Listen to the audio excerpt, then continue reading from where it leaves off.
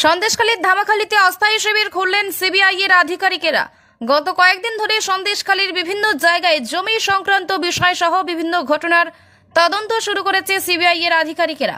কলকাতা হাইকোর্টের নির্দেশে তারা তদন্ত শুরু করেছে। তদন্তকে আরো ভালো করে ত্বরান্বিত করতে ও এলাকার মানুষদের সুবিধার্থে সন্দেশখালীর ধামাখালী একটি রাষ্ট্র আতাক ব্যাংকে এই শিবির খুলে যিনি সিবিআই এর আধিকারিকেরা। শিবিরের পাশাপাশি সিবিআই এর আধিকারিকেরা এইখানে বিশ্রাম নেবেন সারাদিন তদন্তের পর, এমনটা জানা গিয়েছে সিবিআই সূত্রে।